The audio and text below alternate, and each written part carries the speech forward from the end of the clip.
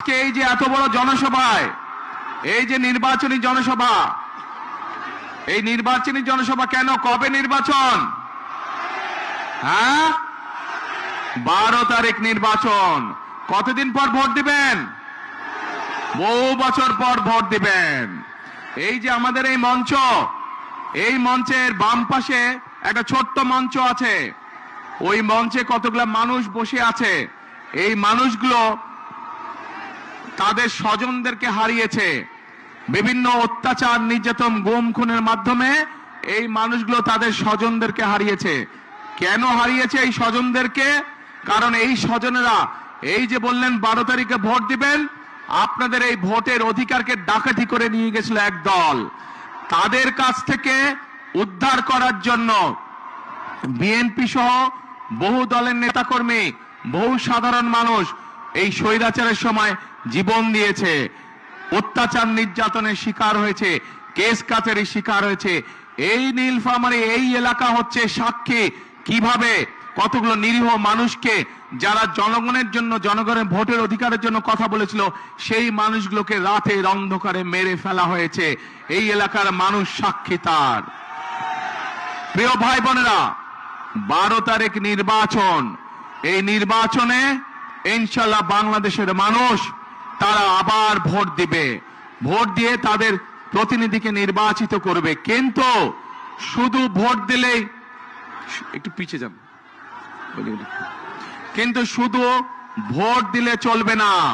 আমাদেরকে এই নির্বাচনটাকে দেশ গঠনের নির্বাচন হিসেবে চিন্তা করতে হবে। দেশকে আমাদের গড়ে তুলতে হবে। কেন? কারণ এই দেশ যদি আমরা গড়ে তুলতে না পারি, তাহলে আমরা কোথায় যাব? আমাদের যাবার জায়গা আছে কোনো? আমাদের প্রথম ঠিকানা বাংলাদেশ, শেষ ঠিকানা বাংলাদেশ। এখন প্রিয় ভাই বোনেরা, এই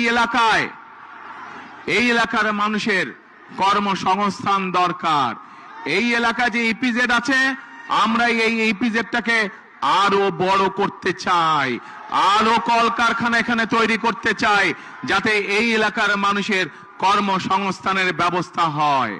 প্রিয় ভাই বোনেরা, শুধু তাই নয়, আমাদের ছেলে মেয়েদেরকে, তাদেরকে আমরা ট্রেনিং দিতে চাই, এবং সেই জন্য এই এলাকায় আমরা বিভিন্ন প্রশিক্ষণ কেন্দ্র তৈরি করতে চাই, যেখানে এই এলাকার ছেলেমেয়েরা, নীলফামারী বলেন, সৈয়দপুর বলেন, কিশোরগঞ্জ বলেন, এলাকার ছেলেমেয়েরা ট্রেনিং, বিভিন্ন বিষয়ে ট্রেনিং গ্রহণ করবে এবং দক্ষ শ্রমিকে তারা পরিণত হবে, যাতে করে হয় তারা নিজেদের ব্যবসা বাণিজ্য তৈরি করতে পারে, অথবা বিদেশে চাকরি বাকরির ব্যবস্থা করতে পারে, চাকরি বাকরি যাতে সহজ হয়।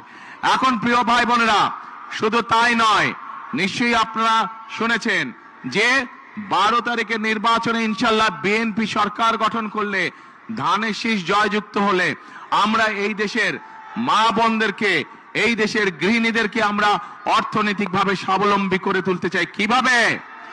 আমরা প্রত্যেকটি নারীর কাছে, যেই ধর্মেরই হোক না, সকল ধর্মের, সে যদি বাংলাদেশের একজন মা হয়ে থাকে, সে যদি বাংলাদেশের একজন গৃহিণী হয়ে থাকে, আমরা তার কাছে ফ্যামিলি কার্ড পৌঁছে দিতে চাই। যেই ফ্যামিলি কার্ডের মাধ্যমে প্রত্যেকটি খেটে খাওয়া প্রত্যেকটি পরিবারের মা প্রতি মাসে সরকারের পক্ষ থেকে একটি সহযোগিতা পাবে। প্রিয় ভাই বোনেরা, আমরা কৃষকদের জন্য পরিকল্পনা গ্রহণ করেছি। এই এলাকাটা হচ্ছে কৃষি প্রধান একটি এলাকা। এলাকার বহু মানুষ কৃষির সাথে জড়িত, সেই জন্য বহু কৃষক ভাই আছে। এই কৃষকরা যদি ভালো থাকে, বাংলাদেশের মানুষ ভালো থাকবে, এবং কৃষকরা যাতে ভালো থাকে, তারা যাতে সহজে কৃষিজাত দ্রব্য, বীজ, সার, কীটনাশক ওষুধ তার প্রয়োজন মতন পেতে পারে, সেই জন্য আমরা কৃষক ভাইদেরকে কৃষি কার্ড পৌঁছে দিতে চাই, যার মাধ্যমে সে সহজেই কৃষি ঋণ পেতে পারবে, যার মাধ্যমে সে সহজেই তার প্রয়োজনে কীটনাশক ওষুধ, বীজ, সার সবকিছু পাবে। শুধু তাই নয় প্রিয় ভাই বোনেরা, আমরা সিদ্ধান্ত গ্রহণ করেছি 12 তারিখে আপনাদের ভোটে ইনশাল্লাহ আল্লাহর রহমতে বিএনপি সরকার গঠন করলে আমরা সারা বাংলাদেশে, নীলফামারীতে অবশ্যই সারা বাংলাদেশে কৃষকদের 10,000 টাকা পর্যন্ত কৃষি লোন সুদ সহ আমরা মওকুফ করব ইনশাল্লাহ। এখন প্রিয় ভাই বোনেরা, আমরা সিদ্ধান্ত গ্রহণ করেছি যে আমরা আমাদের এই সমাজে এক শ্রেণীর মানুষ আছে যাদের অবদান আমাদের জন্ম থেকে মৃত্যু পর্যন্ত। এই মানুষগুলো কারা? এই মানুষগুলো হচ্ছে আমাদের মসজিদ মাদ্রাসার ইমাম সাহেব, খতিব সাহেব, মুয়াজ্জিম সাহেব সহ অন্য ধর্মের যারা ধর্মগুরু আছেন, সেই মানুষগুলো যারা আমাদেরকে বিভিন্ন সময় আমাদের চলার পথে, জীবনে চলার পথে আমাদেরকে বিভিন্ন সময় ভালো ভালো পরামর্শ দেন। এই মানুষগুলো অনেকেই অনেক মানবতর জীবন যাপন করেন। ইনশাল্লাহ বিএনপি সরকার গঠন করলে পরে 12 তারিখে ধানের শীষ বিজয় হলে পরে আমরা এইসব ধর্মীয় মানুষ যারা আছেন তাদেরকে আমরা সরকারের পক্ষ থেকে সম্মানের ব্যবস্থা করতে চাই, যাতে করে তারা একটি সম্মানজনক জীবন যাপন করতে পারেন।